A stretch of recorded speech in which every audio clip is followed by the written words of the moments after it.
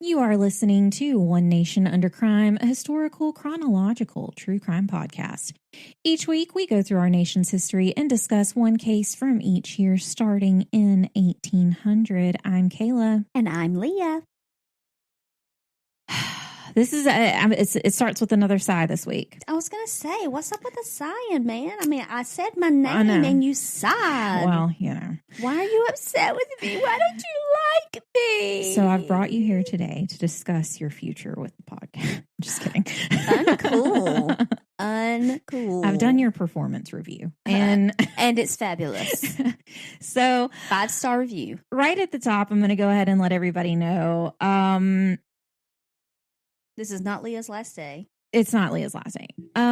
However, let's just get that over with. There will be some themes in this episode that you may not feel comfortable with listening with children under a certain age. Oh, little ears. Little ears. If this is a conversation you would like to have with them, by all means, do you. I don't care. However, just FYI, once we get into the story, there will be heavy conversations that some people may not be ready to have. I need to know more about what kind of heavy conversations. Let's talk about sex, baby. Oh, let's talk about you and me. Let's talk about. Anyway. So, yes, that is a main theme of the week. Birds and bees. We are not taking a deep dive, really. We did discuss terminology around sex work before. We will discuss like brothels and such in this episode. And our case does take place in a brothel. So it's unavoidable conversation that needs to be had. So if that's not I just want people to know in case don't they want to get yourself in a situation that you have to have a conversation that you're not ready to have. So, anyways,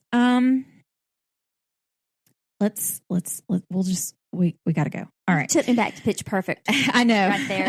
You really did. I had that soundtrack and I love it. Pitch Perfect. I love it, love it, love it. All right. Totally have a toner for him. Our sources for this week, we have, and this is going to tell you exactly who our case is about, the Helen Jewett murder, violence, gender, and sexual licentiousness in Antebellum America. Well, there you go. Mm-hmm. It was very, very in-depth. And the woman who wrote it, I believe it's Patty Klein. Anyway, she did a fantastic job. And then my NSA agent's favorite, Murder by Gaslight. So we're going to get to our events in 1836, January 5th. Davy Crockett arrived in Nacogdoches, Texas, to help with the Texas Revolution. February 5th, Henry Rowe Campbell built the first 440, a steam locomotive type that will soon become the most common on all railroads of the United States. February 23rd, the Battle of the Alamo began, and the Alamo was under attack for 13 days until March 6th.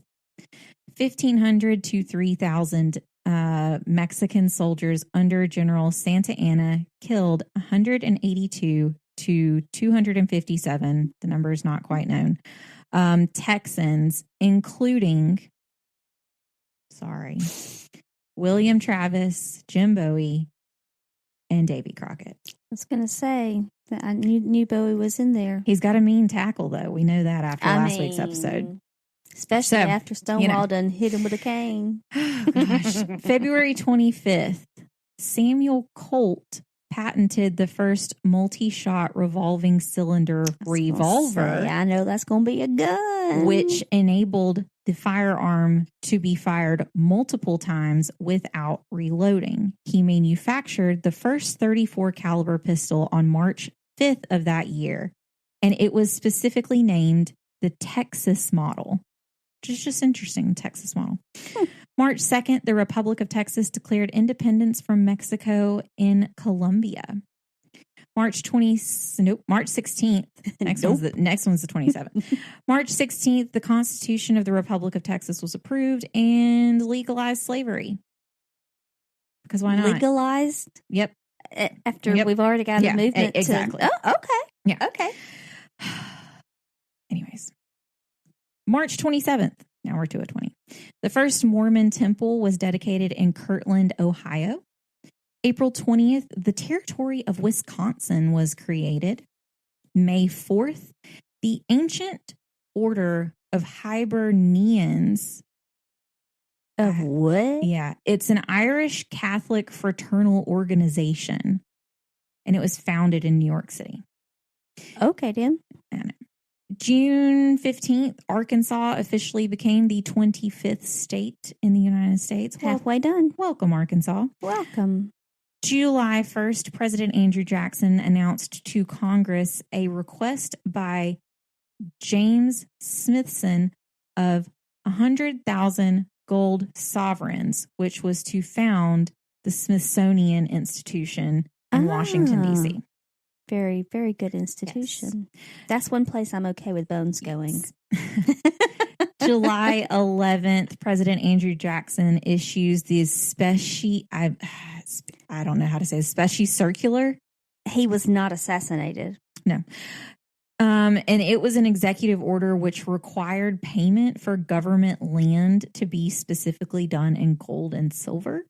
Meaning you can't just give me a check or an IOU. Well, it means you got to give me the money, honey. Well, which began the failure of land speculation economy that would lead to the Panic of 1837. Oh, yeah. Well, that wasn't good. July 13th. Was it a Friday? I don't know. Okay. The first U.S. patent, number 1, was done for locomotive wheels after 9,957 unnumbered patents. They officially started numbering the patents. So this was number 1, but there were 9,957 patents issued before this. How did they keep track of them? I guess that's why they decided to do that. I don't know. Well, it was just funny. What kind of goobers were running the show before that? No comment. I mean, seriously. I mean, how do they keep track of I guess things? I have this piece of paper. That's it. I mean, was it alphabetical? I don't know. Stars. July 30th, the first English language newspaper was published in Hawaii. How they eat. September 1st. I've never been there. I want to go. I've never been there. I don't know if I have a big desire to go, but I want to go once. I don't know. My friend used to live there. I don't know. Her mom still does. September 1st. Narcissa Whitman arrived. That's Malfoy's mom's name. Narcissa? Mm-hmm. Mm-hmm. She arrived in Walla Walla, Washington. That's such a fun. I know. Say it again. Walla Walla, Washington. And she was one of the first white. Why they had to put this, I don't know. But she was apparently one of the first white women to settle west of the Rocky Mountains. So that was a big deal to get. I mean, there's that. Somebody out there. September 25th, Sam Houston was elected as president of the Republic of Texas. I wonder where Houston comes from. Mm-hmm. September 9th. This was a bear to figure out how to explain. Ralph Waldo Emerson published his influential essay, Nature, in the United States, outlining his beliefs in Transcendentalism. Do you know what Transcendentalism is? Transcendental. Go there. I was thinking of George Strait lyrics. So, go ahead. Transcendentalism, explain it, is a philosophy that spirituality cannot be achieved through reason and rationalism, but through self-reflection and intuition. Essentially, Transcendentalists believe spirituality isn't something you can explain, it's something that you feel. Some beliefs are that humans are all inherently good, society and its institutions, such as organized religion and politics, are corrupt, and humans should strive to be independent and self-reliant. Spirituality should come from the self and not an organized religion. Insight and experience are more important than logic, and nature is beautiful, and it should be appreciated, and it should not be altered by humans. Essentially, we're saying he was a tree hugger. Let me tell you guys, it was not easy to figure out how to explain what this was, because nowhere did it have any like good explanation. Like the explanation was terrible, and I couldn't figure out what it was meaning. So anyways, I had to sort through it. That's essentially what it means. Well, the only reference that I had was George Strait's "All My Exes Live in Texas," and the line by Transcendental Meditation, "I go there each night." Yeah. And so the only thing I think of, I was thinking like meditation. Oh, so that would mean enlightenment. That he would mean by spiritual, because they believed in feeling and spirituality. Exactly. I was like meditation. That's the only thing that I could think of. So there you go. Thank you, George Strait. October 12th, You didn't give me much on that. George Strait's awesome. There's that. Yes. Okay. October 12th, 18 inches of snow fell in Bridgewater, New York. October 15th, Alexander Twilight became the first. It says specifically African American. So that's what I went with. Okay. He became the first African American elected to public office in the Vermont House of Representatives. Okay. His name was Alexander Twilight, and I just like that. I think it's fun. I do like that name. I wish we had some snow here. October 24th. I'm going to be traveling to Maryland, by the way. True. I will be. True. No, I will have already been to Maryland last week. It's too much to think right now. I know. It's late. But yes, you will be going to the place where snow is. Hopefully there will be snow. Okay, continue. October 24th, the American patent for a phosphorus friction match was filed by... That's a lot of F's. I know. Was filed by Alonzo Dwight Phillips of Springfield, Massachusetts. So essentially matches. Here you go. Yeah. December 4th, the Whig Party held its first national convention in Harrisburg, Pennsylvania. December 7th, Martin Van Buren was elected as the 8th President of the United States. December 14th, the Toledo War unofficially ended, which was a result of a boundary dispute between Ohio and Michigan. The resolution was passed, and the resolution was called the Frostbitten Convention. Yeah. So there was a war between two states? Yes. It was a boundary dispute between Michigan and Ohio. And it was a full-on war? The Toledo War. Interesting. So, yes, we had a U.S. Patent Office, but on December 15th, it burned down. So that one. So who cares if it was numbered? Oh, gosh. December 20th, a sudden freeze killed many travelers in Illinois. Ugh. I know. December 23rd, the Georgia Female College, now known as Wesleyan College, was chartered in Macon, Georgia, as the first college for women in the United States. Nice. I know. Gotta love it. Undated events in 1836, we have the American Temperance Union, which was established. Leo'll know what these are. The first McGuffey readers were published. Yes. And those, for those who don't know, it's like little reader. Like a lot of homeschool parents still use them today, but a lot of kids will have them in their rooms. Anyways, I remember McGuffey readers. It's what you learn to read from. And the first, this is another one. Okay. The first printed literature in Assyrian Neo-Aramaic, was published by Justin Perkins, who was an American Presbyterian missionary. Oh. Our births in 1836, January 10th, we have Charles Ingalls. He was settler and father of Laura Ingalls Wilder.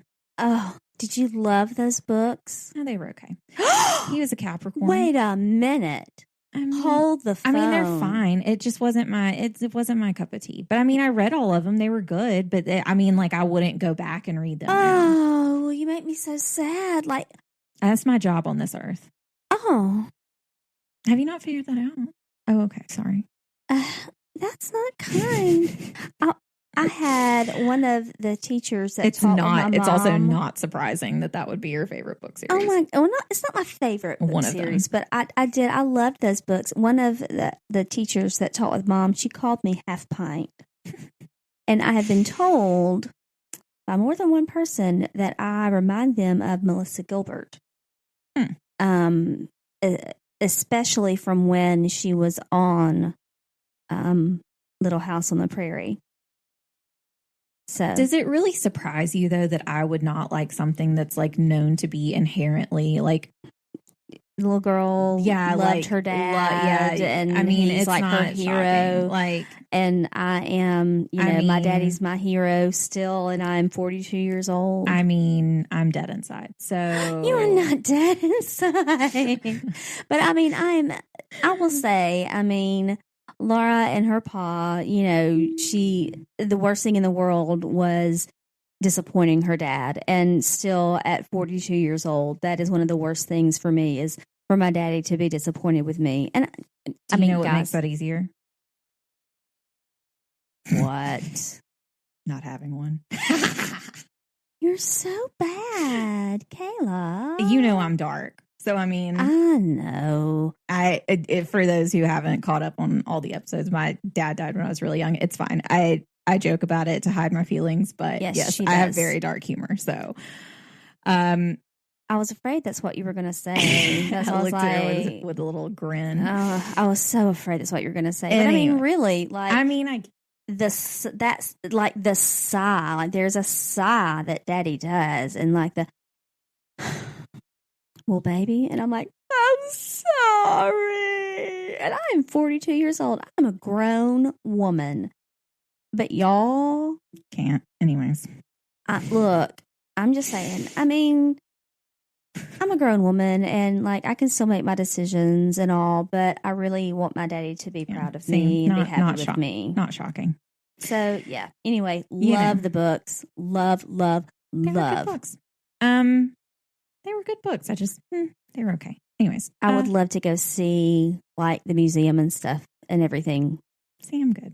Oh, I would love it. Anyways, I still love you. I mean, I still love you too, but I'd rather go to Zach Bagans' Haunted Museum and do you want me to come over there and give you a big hug? No. Then stop talking about that. Move on. January 10th, like I said, Charles Ingalls. He was a Capricorn. Anyways, February 9th, Franklin Benjamin Gowan. He was the president of the Philadelphia and Reading Railroad. Do you know how hard it was for me to type Reading Railroad instead of Reading Rainbow? Reading Rainbow. It took, I was like, it in my mind, it was not. In the sky. It was not. I can go twice as high. Are you done? I was just being your background. I was being your background as you were talking. Can I not be your background music? No. Leah's 2 glasses deep at this point, guys. Shut your face, heifer. You ain't got to go telling all my business. It's all right. I mean, I'm your background music. I have a beautiful voice. Some might say angelic. Some probably would. I'm going to kick you in your teeth. February 9th, Franklin Benjamin Gowan. He was the president of the Philadelphia and Reading Railroad. And he is identified with the undercover infiltration of the Molly Maguire's mine workers, the saloon keepers, and low-level local political figures. He arranged and tried for multiple acts of violence. These groups. Yes, this is so confusing. All of those people were tried for multiple acts of violence, including murders and attempted murders of coal mine operators, foremen and workers, and peace officers. And he was actually murdered. So he is going to be a case later. Dun. He was an Aquarius. February 24th, we have Winslow Homer. He was an What a American. name. I know. He was an American painter and printmaker, and he was one of the foremost painters in the 19th century. And he is a major figure in American art. Did his paints make him go a little nutso? I don't know, but that ties back to that show I've been watching. Anyways, he is a Pisces. May 27th, Jason Gould was an American railroad magnate and financial speculator who is generally, it looked like spectator when I went to read it. I wonder why you drew that out. I was like oh. That. Speculator. He is generally identified as one of the robber barons. And that was apparently a derogatory term applied to those who had a certain amount of wealth. It was, anyways. His maybe sharp, how they got their wealth. yeah. His sharp, kind of like the carpetbaggers, maybe like after the Civil War. maybe so. I think I don't. Probably. His sharp and often unscrupulous business practices made him one of the wealthiest men of the late 19th century. Gould was an unpopular figure during his life and remains controversial to this day. He's a Gemini. Sounds like a great guy. I mean, solid. August 16th. John Pierce was an American professor of chemistry and inventor who participated in the development of the telephone. He's a Leo. August 25th, Bret Harte was an American short story writer and poet, best remembered for short fiction featuring miners, gamblers, and other romantic figures of the California Gold Rush era. He's Virgo. Like me. And November 8th. She's looking at me with that look, guys. A man who everyone will know simply by his name alone, whose name is everywhere, especially if you were in a certain section of the store. Milton Bradley. He is an American business magnate, game pioneer, and publisher. He is the one who launched the board game industry. He's a Scorpio. Is he responsible for Monopoly? I know Monopoly was a Milton Bradley. I don't know if he's responsible for it. That is my least The first favorite game that they made was kind of like checkers, but not really. Okay, checkers is okay. I hate Monopoly with a passion. For those who are weird like me, I don't think it's Milton Bradley that makes a Ouija board. I don't remember who it is, but I don't think that it's them. I think that's Parker Brothers. I think it's Parker Brothers. But anyways, our deaths in 1836, January 30th, Betsy Ross. Oh, I put flag maker, maybe. Yeah, perhaps. Who knows? March 16th. Supposedly. Yeah, allegedly. March 16th, Nathaniel, I got to say this very clearly, Bowditch. Oh, yes. Good job on the diction. Yes. He was a mathematician and credited as the founder of marine navigation. Oh, interesting. June 28th, James Madison, the fourth president of the United States, died. And September 14th, Aaron Burr, the third vice president of the United States. Who did not die in a duel. And murderer of Alexander Hamilton. You will never convince me otherwise. I mean, he did kill him. He did. Anyways. I mean, who would try to convince you otherwise? Sure. He's the one that shot him. Just making sure everyone's aware. So now we're getting into our case for this week, and you will kind of see the direction that our case is going. So on April 10th of 1836, Helen Jewett was found in her bed, brutally murdered, and a man who was a frequent visitor of hers named Richard P. Robinson immediately became the main suspect. The murder trial following the investigation is known as one of the first sex scandals to receive detailed press reporting, with the most notable being the New York Herald, who we discussed last week. That's big news. Our case this week takes place in New York City, and we have covered it a couple of times in different cases. So we are taking a different route for this portion of the episode this week. Quick question. Do we think that the New York Herald covered it in order to gain notoriety because it was a new paper? We'll see. I don't think so. Okay. There's something, it'll come up. Okay. I was just curious. We'll get back to we'll get back to them. Okay. Because a lot of people will see that the title of this episode is called The Girl in Green, aka Helen Jewett. In the newspapers, they were calling her the Girl in Green. We'll get to why. Okay. But that was a name that the newspapers gave her. Well, I mean, you have to have a catchy title, something to grab. It's more. Anyways, so back in episode 25, titled The Sheriff's Mistress, we discussed terminology and why the term prostitute has been changed to sex worker. We went into that extensively. You will see in this case that sex work is a major theme and arguably the cause of the murder.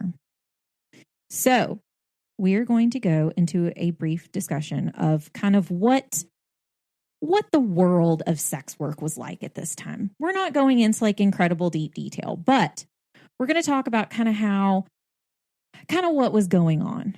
How popular was this? And a couple of interesting things that I didn't know and you'll be shocked by.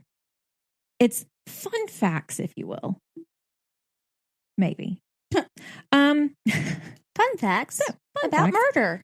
About sex work. Anyways. About sex work. Yeah. And murder. So. Even better. So we're not only going to get into the legality of it, but also the types and locations. In the 19th century, it was known that a parlor house brothel catered to an upper class clientele, while a bawdy house had a lower class clientele. There were also concert saloons where men could eat, listen to live music, watch a fight, or they could be catered to by a lovely woman in one of the upstairs rooms. We've seen it. They had it all. I know, right? One-stop shop. In Lower Manhattan alone, just Lower Manhattan, there were over 200 brothels. 200. And yes, sex work was illegal under the vagrancy laws, but seeing as the police and city officials were also some of the clients, and they were also bribed by the brothel owners, enforcement was limited. The argument was that regulating sex work would be in opposition to the public good. All right. Then the gold rush began. And from the 1840s to 1900, the mining towns attracted gambling, saloons, and brothels. The Lorette Ordinance. Lorette. This cracks me up. So it's the Lorette Ordinance of 1857. And it prohibited sex work from being offered on the first floor of buildings in New Orleans, just the first floor, which was interesting because when I mentioned that to my boyfriend, he was like, yeah, that's why a lot of them, when you go like to areas like that, where that's kind of like a prominent thing, like, I don't think the term is strip clubs anymore, but in areas like that where there's multiple floors, he said, yeah, that's why it's on the second floor a lot of times, why you have to go up the stairs. Oh, yeah. So, I was like, all right. How do you know that, sir? Well, he was saying that it made a lot of sense based off of that, because he was like, well, that makes perfect sense. That's why, you see those in different places and they're on the second floor. I was like, actually, that makes sense. Well, there you go. So, let's see. The more you know. Yes. But even with increasing regulation, sex work continued to gain momentum. And in 1858, it is estimated it circulated $6.3 million. Ooh, that's a lot of cheddar. Which was more than the shipping and brewing industry combined. Whoa. Yeah. Then during the Civil War, Army officers encouraged the presence of sex workers to keep morale high among the troops. Hello, hookers. That's where the term hookers came from. Right. So because of this, U.S. military commander Brigadier General Robert S. Granger legalized sex work in Nashville, Tennessee, to try and curb venereal disease among Union soldiers. Nice. It actually worked. Huh. And the VD, which is venereal disease, if anybody doesn't know, the VD rate fell. Some people don't know. Just saying. It makes me think of Friends. I know. I can't say it every single time. So, anyways, the rate fell from around 40% to 4%. Nice. Due to the legalization, all sex workers had to register to work, and they had regular health checks by a board-certified physician every 2 weeks. The cost to actually register was $5, and each check was 50 cents. So they had to actually be checked, and that's why this all was, happening. At the same time, Pennsylvania Avenue in Washington, D.C. had been reduced to, quote, a slum, and was called Murder Bay due to the extensive criminal activity. There were a ton of sex workers in the area because they were there to serve the need of General Joseph Hooker's Army of the Potomac. What did I say? Well, I said we discussed this and where the term hooker came from in our episode on the but I knew that beforehand too. The area changed its name to smart. The area changed its name to the Hooker Division, and the 2 blocks between Pennsylvania Avenue and Missouri Avenue was known as Marble Alley due to the expensive brothels that took up residence there. Nice. In 1873, Anthony Comstock created the New York Society for the Suppression of Vice. This was an institution dedicated to supervising the morality of the public. Okay. How'd that go for you? Interesting. Comstock successfully influenced the United States Congress to pass the Comstock Law, which made the delivery of obscene, lewd, or lascivious material and any information about birth control illegal. So you could not deliver any obscene material, but you also couldn't give out any information on birth control. It was illegal. So thanks for that. I won't start. In 1875, Congress passed the Page Act of 1875 that made it illegal to transport women into the United States to be used as sex workers. In 1881, the Birdcage Theater opened in Tombstone, Arizona. Oh, guys, this was an interesting one. It included a brothel in the basement and 14 crib-like structures suspended from the ceiling called cages, which is how it got its name. Oh, my. Local men, such as Doc Holliday, Bat Masterson, Diamond Jim Brady, and George Hurst, frequented the birdcage. I'm your huckleberry. Around 1890, the term red light district was first recorded in the United States in a paper from Sandusky, Ohio, actually. For those not aware, another name for the red light district is the pleasure district. Ooh. This is where generally a wide variety of adult entertainment is available. The name actually comes from the red lights that were used as signs for a brothel. The title for longest running brothel in the United States. Is it in Montana? It's in Montana, yes. Hey, I know trivia. It belonged to the Dumas brothers, and it was called the Dumas Brothel in Butte, Montana. Yep. It was open from 1890 to 1982. Do you know why I knew that? Why? Because my senior year... Everyone is curious. I know. My senior year, I went on a mission trip to Butte, Montana. Well, It apparently turned into a museum. I'm a little disappointed you didn't go. Anyways. Well, I mean, I was kind of on a It's fine. Baptist girls mission trip, so not a place that we would have gone. I mean, I would have. No. When it closed, it was described as, quote, a rare, intact commentary on social history. So, given kind of some of the laws that were, I'm going to have to bring us down for just a few minutes. And there's a reason. There's a complete reason for it, because I cannot discuss this. We did talk about the Page Act of 1875 that made it illegal to transport women into the nation for the use of sex work. I cannot bring that up without discussing something extremely important that is extremely important to me and should be extremely important to everyone, honestly. I want to shed light on it. It's a major issue in the United States and around the world, and that is sex trafficking. Yes. Sex trafficking, for those not aware, is a form of human trafficking which involves reproductive slavery or commercial sexual exploitation. And is despicable. It also includes the transportation of persons by means of coercion, deception, and or force into exploitive and slavery-like conditions. It's commonly associated with organized crime as well. And is despicable. It has been estimated that 2/3 of trafficking victims in the United States are U.S. citizens. Most victims who are born outside of the United States do come into the United States legally on various visas.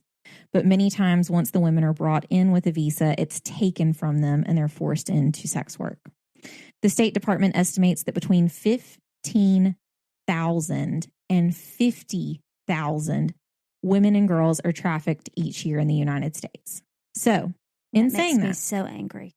I want, like I said, I like to shed light on, we both do. We like to shed light on social issues that are a major problem, that do need more attention and do need to be discussed. And with this being said, if this is ever a situation that you are in, these are just a few red flags to look out for.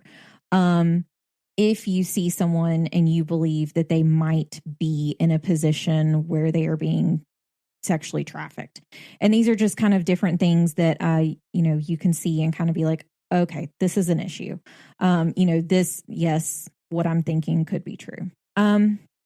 If the person seems overly fearful, submissive, tense, or paranoid, if the person is deferring to another before giving any information, if the person has physical injuries or branding, such as name tattoos on their face or chest, tattoos about money or sex, or any inappropriate, phrases. That's not just to say that. It's combined with a lot of other things as well, just to say. Clothing is inappropriately sexual or inappropriate for the weather. I didn't think about that, but inappropriate for the weather. Mm-hmm. That's a really... exploiting their body. That one I didn't never think of, but that's, yes. It's 45 degrees outside and they're still wearing basically nothing. Nothing, yeah. Mm-hmm. If a minor is unaccompanied at night or falters in giving any explanation of who they are with and what they are doing, that's a possibility as well. If their identification documents are held by another person. Mm-hmm. If the person works long or excessive hours or is always available on demand. If they were overly sexual for their age or the situation, if they have multiple phones or multiple social media accounts across different platforms, that's also kind of like a red flag. Signs of unusual wealth without explanation, new jewelry, shoes, phones, without any known forms of income. That can also be a way of doing that. And if a person lives in a, quote, massage business, or if they are not free to come and go as they please. And typically it's not a, quote, massage business. Typically the way they get around it is they just call it a spa. You cannot say massage, which I learned this from the Jensen and Holes podcast, Murder Squad. And something else that I'm about to bring up was also something that I read with them. But if they say massage in the name, you legally have to have a massage therapist license. Okay. And so they have to have it. Mm-hmm. If the word spa is specifically the only thing in the name. That is how it can be, you can work around it. Yes. So, anyways, just to be on the lookout of that. There was a shooting in the last year that was in Georgia that targeted several places such as that it was assumed. I don't know for sure if it was said, but it was assumed that it was kind of an operation similar to that. So if you believe you have seen or know anyone involved, call the National Human Trafficking Hotline at 1-888-373-7888. Or you can text the word help or info to 233-722.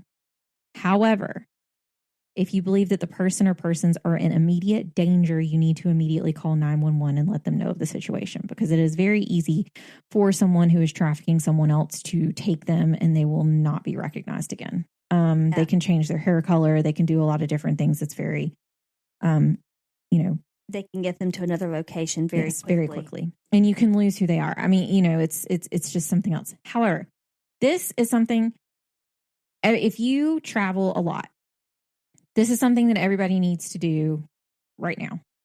Like right now. There is an app on, I think it's pretty much in every app store now, but it's called Traffic, like traffic spelled normally with a K at the end, and then Cam, C-A-M. So it's called Traffic Cam. And the description that was actually on the app said it best. So I'm just going to read what it says. Traffic Cam enables you to help combat sex trafficking by uploading photos of hotel rooms you stay in when you travel. Traffickers regularly post photographs of their victims posed in hotel rooms for online advertisement. These photographs are evidence that can be used to find and prosecute the perpetrators of these crimes. In order to use these photos, however, investigators must be able to determine where the photos were taken. The purpose of Traffic Cam is to create a database of hotel room images that an investigator can efficiently search in order to find other images that were taken in the same location or an image that is a part of an investigation, which I never thought of. Mm-hmm. But it's this app, and you literally, all you do is you go into your hotel room. You have to do it in the app, but you just go into your hotel room and you do like one sweep of what your hotel room looks like. And then it asks you, what hotel this is. And so you put in what hotel it is. And that information is uploaded to a database just to say, like, this is this hotel room. This is what this looks like. And then I think they have somebody who kind of like catalogs it and breaks it down. And it's like, what's in the room, what looks, because, some will say like, that's a very specific wallpaper.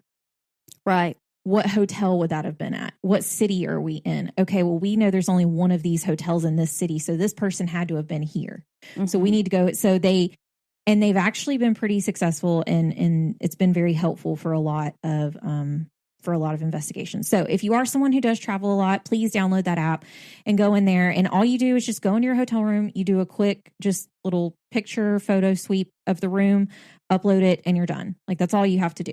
And you could, it truly could save someone's life. So and how awesome to be a part of that. And at the same time, how sad it is that we have to have something like that. Oh, it's despicable. It is. I can't say that enough. There's not a word strong enough to adequately describe how I feel about it. Exactly. It's like it's slavery. It's slavery. Oh, it is, and it's. I don't understand it. It is It's frustrating. It's angering. It is. For a lot of people who don't know, y'all do know that we are in Alabama, and there's an interstate that goes from Birmingham to Atlanta. It's called I-20, and it is known as one of the most heavily used ways to get someone, because Atlanta has an international airport. It's the easiest way to get someone out of the country. So I-20, they say for a lot of women, like if you're there, like be safe. If you stop anywhere, just be aware, like keep your head on a swivel. Men too, men and anyone can be sex trafficked if they are, vulnerable enough. So it's not just women, even though it is women more likely. Primarily, but we do understand men and boys can also have that happen to them as well. So it's just to say, like, keep your head on a swivel, make sure, just be aware of your surroundings. I mean, but I had to just throw that in there. We haven't come across anything kind of close to that. And typically, like we did in our episode where we discussed suicide and I put all the information in there, I am going to put all of this information in the show notes. So like I said, just scroll up and the information, the telephone number, the text message number, and the name of the app will be in the show notes. So if you see anything like that, one of the best things that I've heard is if you see something, say something. It's better to be safe than sorry. You got me all wound up and angry now. So if you see something, say something. But our case today revolves around Helen Jewett, who was actually born Dorcas Doyen. Dorcas is actually a Bible character. Dorcas. But bless it. Because, we had two groups. And on one of my mission trips, it was Dorcas and Dora. And I was in Dorcas. And I was like, so we're all dorks. Okay, thanks. Dorcas. Mm-hmm. She was born in Temple, Maine. Her family was in the working class. And her dad was allegedly a raging alcoholic. Allegedly. Her mother died when she was young, and at the age of 12, when her father remarried, she was sent out to service. Not in the way that you're thinking. Yeah, but in other words, I'm the new woman of the house, and I'm going to need you to get out. So she was sent as a servant to the home of one of the chief justices of the Maine Supreme Judicial Court. All of this, of course, with an agreement that she could leave when she was 18. Supposedly, the family she went to serve raised her as more of a child than, as a servant. However, it's also alleged that the judge she was serving slept with her at the age of 16 or 17. Nice. The details of the seduction are not clear, but the act appeared to be consensual. I don't know. When the story became public, the judge had to do something, and though she was only 17, she was set free, and they said she was 18 to end her service so she could leave. Bye. This freed the judge from having to take any action against anything, and it allowed her to go away on her own. So Helen immediately took off and moved to Portland. I'm calling her Helen because everywhere calls her Helen. Mm-hmm. Like, even though that was not her birth name, everywhere calls her Helen, right. And it's just much easier for and the that's story. What she preferred to be called, apparently. Maybe not. We'll see. Okay, keep going. Yeah. Helen Jewett is the name she went by when she got to New York City, and she started working for Rosina Townsend at an upscale brothel. Oh, this is where... Just kidding. I skipped one. She made her way to Boston and then ended in New York. And that's why I said her name changed in each city. Oh. Which is why I mentioned that was her birth name. And then by the time she got to New York City, her name was Helen Jewett. But she was changing it every time she moved. Oh. So, unsure of why, but she did. Well, she didn't like the first one, so she changed it. I mean, life on the run. I mean, I'd probably change mine if it were that too. But anyways, I mean, so she started working for Rosina Townsend at an upscale brothel. It said that she was more of a courtesan than a common sex worker. So she was more of like an escort. Okay. Which she was a fun time girl. I mean, anyways, her clients included successful lawyers, merchants, and politicians who viewed their relationships with her almost as romances, with rendezvous and exchanges of gifts and letters. But her favorite client was a man who went by the name of Frank Rivers. This, of course, wasn't his name. Shocker. But Helen called him Pretty Frank due to his strikingly good looks. His name was actually Richard P. Robinson, and he was an 18-year-old clerk at a local dry goods store. The two started corresponding even when he wasn't there for services. But Richard hated her profession, and soon Helen began to threaten to humiliate him by telling others that he had been seeing her. 3 days before the murder, Helen sent him a letter trying to reconcile. However, She closed the letter by saying, quote, "You have known how I loved. Do not provoke the experiment of seeing how I can hate." Oh, I mean, girl. She just threw that gauntlet down. Do not provoke the experiment of seeing how I can hate. She said, I am not the one. That is like, that's a line right there. I like, mean, that is, I said what I said, and I said what I said, so don't ask what I said. I mean, that is, she's... Don't try me. However, Richard was a bit brave, and he responded in his letter saying, quote, "You are never so foolish as when you threaten me. Keep quiet until I come on Saturday night, and then we will see if we cannot be better friends hereafter." He said, bet. In the early mornings of Sunday, April 10th, 1836, Rosina Townsend, as I said before, she was the brothel owner, was awoken by someone banging on her door. Through the door, she heard a man's voice asking to be let out of the front door because it was locked. This is all important. It all ties back. So, Rosina yelled back, "Get your woman to let you out." Mm-hmm. There were 9 women who lived in the house, and one of the house rules was that after midnight, the front door would be locked. And this lock was a lock from the inside and outside, so you had to have a key to get out. Gotcha. And everybody that lived there had a key? No, there was only one key. Oh. So like I said, the rule was that if anybody needed to get out, then they would need to be escorted to the door specifically. It wasn't uncommon for some men to spend the night, but if they ever decided to leave, they wouldn't ever need Rosina because one of the women would let them out, right? So they wouldn't come to wake her up. This was odd because after the banging on her door, none of the women living there ever slipped into Rosina's room to get the key. So Rosina fell back asleep, and she was entertaining a male visitor of her own who apparently never awoke to any of the commotion. All right. She was awoken. Just like a man. I mean, she was awoken again around 3 a.m.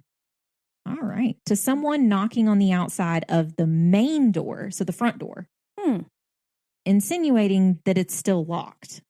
Right. Okay. It was a regular customer who was serviced by Elizabeth Salters. Rosina let the man in, and he slinked upstairs to Elizabeth's room, and Rosina's lantern no longer saw him. But as all of this occurred, she noticed something wasn't quite right. There was a globe lantern sitting on a marble-topped table in the parlor, and it was lit. This was odd because the lantern had a twin, and they both belonged to another room on the second floor.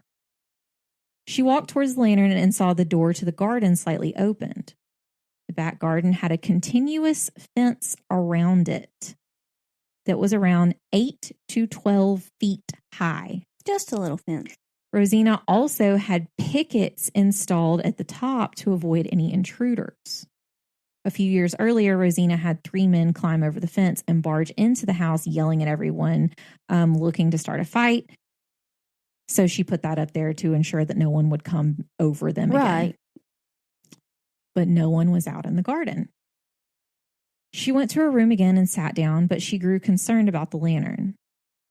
So she went back to the door. She shut and barred it before she headed upstairs to the second floor. She checked Maria Stevens. It was locked, as it should have been. Maria had an overnight guest and always locked her door in these instances, so her door should be locked. Rosina went to the back bedroom on the other side and checked the door. It was unlocked. She pushed the door open and smoke came pouring out of the room. Uh-oh. She ran to Caroline Stewart's room, which was on the front corner of the house, and yelled fire. Needless to say, it wasn't long until the entire house was awake. Help arrived, and in the meantime, Caroline and Rosina ran into Helen's room to try and save her and her guest. But what they saw sent them running back out in horror. She did. Yeah, but it gets worse. Oh, dear. The bed was smoldering from the fire, and Helen was dead. Her green dress had burned off of her, and half of her body was charred to the point that it did not resemble skin. Oh, yuck. There were 3 gash marks on her head, and the bed was reduced to a pool of blood beneath her. It was clear that Helen was murdered, and her companion who joined her that night was nowhere to be found. Oh, no.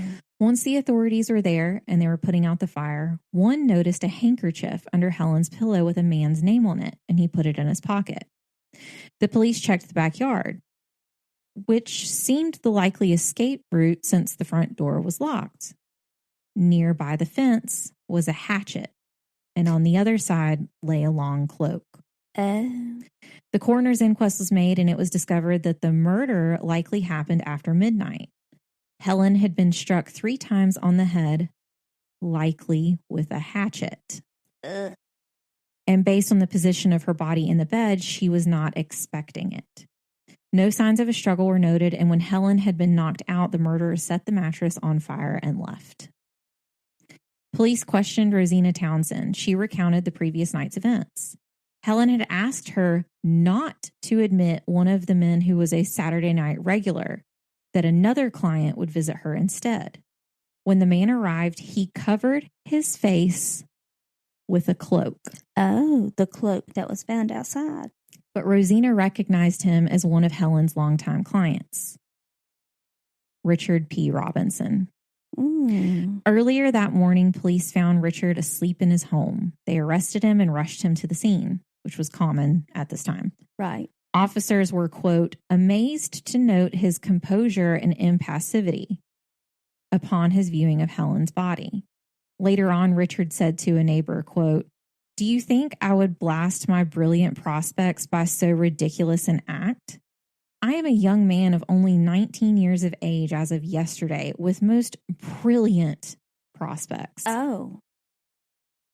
So remember how this is one of the first sex scandals to receive detailed press reporting? Oh, dear. Well, this is the type of reporting that came to be known as sensational journalism. The penny press had just started, and the murder of Helen made for great entertainment for people to buy a paper to follow along. Reporters noted the scraps of green dress that Helen had on her body as she was brought out, and this is how she received her nickname as the girl in green. Any and all tiny bit of information regarding Helen, Richard, or the murder was published, and often the information wasn't very reliable.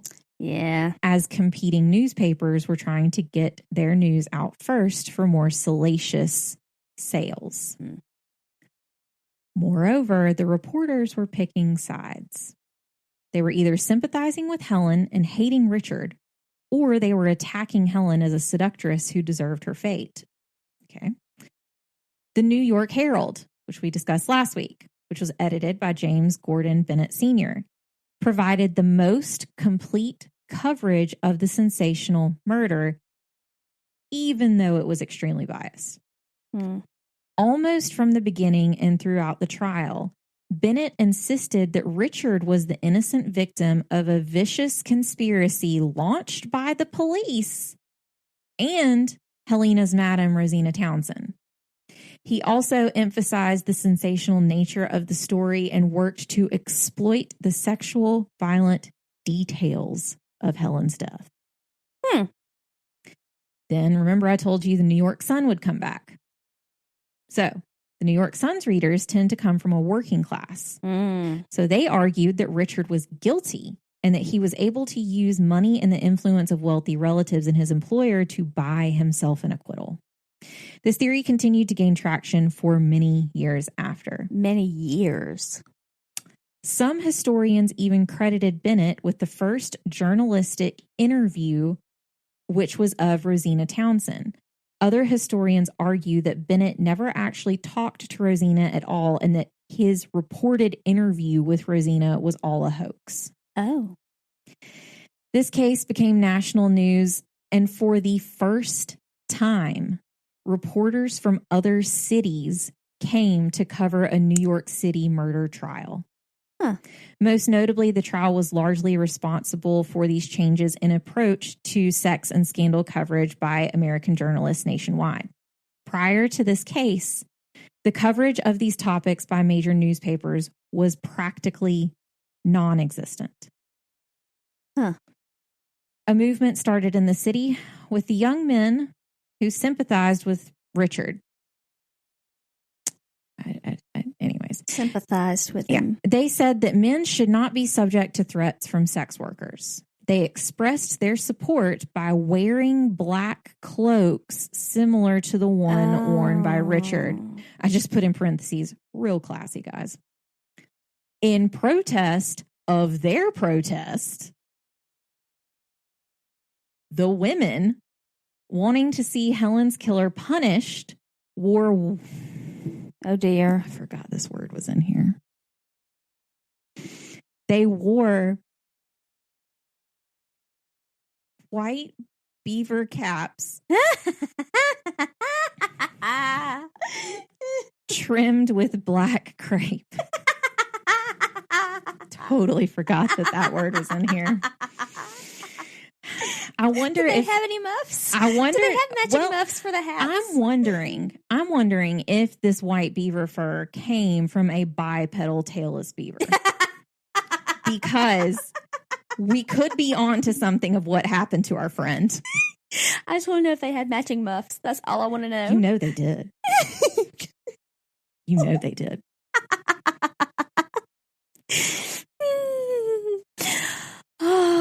See episode 1, guys, if you don't know. In more than one way. Moving on.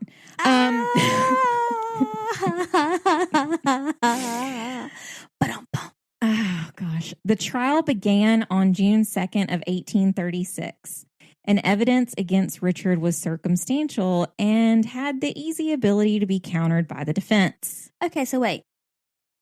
They wore black capes before the trial.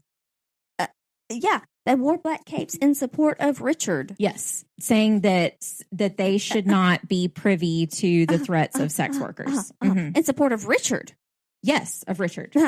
Like he wore. Yes. Before the trial. Allegedly. Okay, continue. Yes. Yes. I'm just throwing that out there. Okay. Gosh. And the women wore white beaver hats. With matching muffs. For the woman who was a high-paid escort. I mean... I can't. Anyways. So, like I said, all the evidence was circumstantial and had the easy ability to be countered by the defense. The prosecution was not allowed to enter Richard's diary into evidence. What? They were only allowed one letter from the volume of incriminating correspondence between Richard and Helen. That's crap. That's crap. After days of testimony from several witnesses, including Rosina Townsend, the judge gave the jury their instructions. Were they come back with a not guilty verdict because I like the guy? As most of the witnesses were other sex workers, the judge ordered the jury to disregard their testimony because they were untrustworthy. Because they were they were classless citizens. In his, yes. And I just put in parentheses, people are garbage. The jury deliberated for a mere 30 minutes. 30. Richard Robinson received a verdict of not guilty. You guessed it. Richard's supporters could be heard cheering outside of the courtroom when the verdict was read.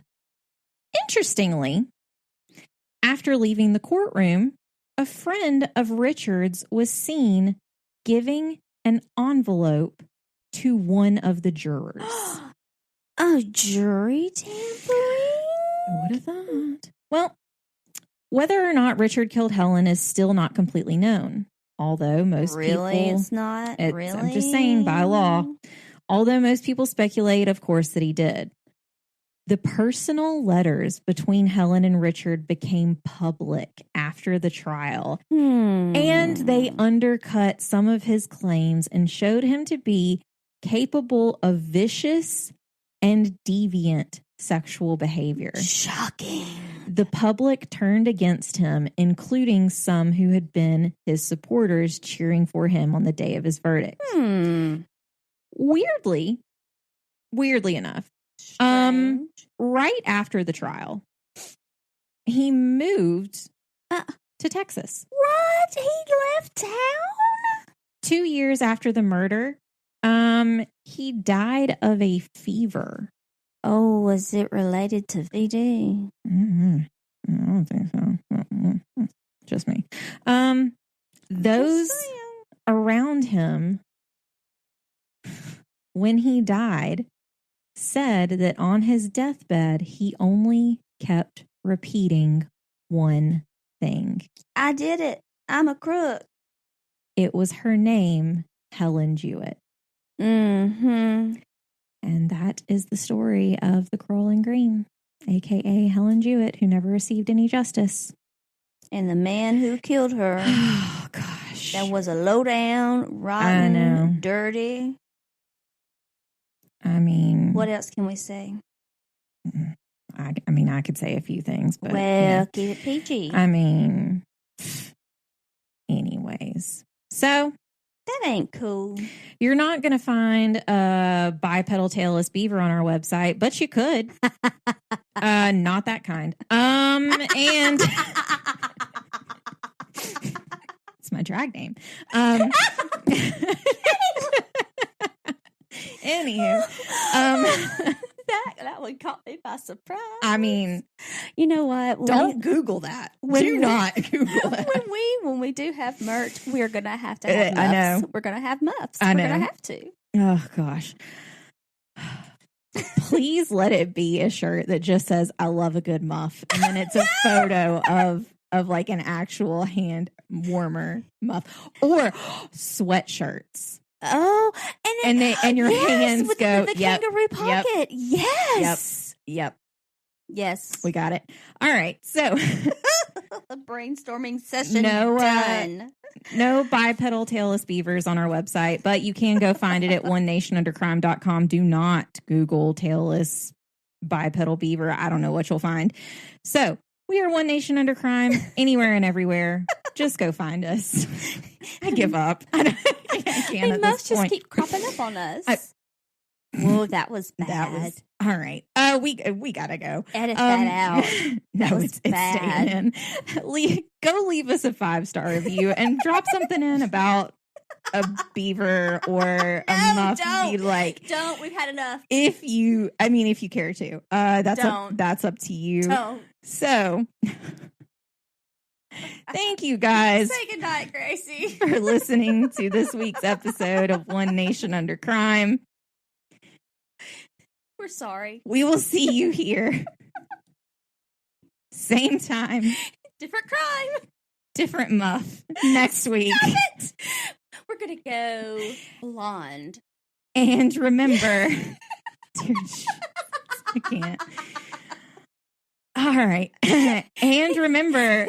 There's not always liberty and justice for all. Especially if you're a bipedal tailless beaver. Goodbye.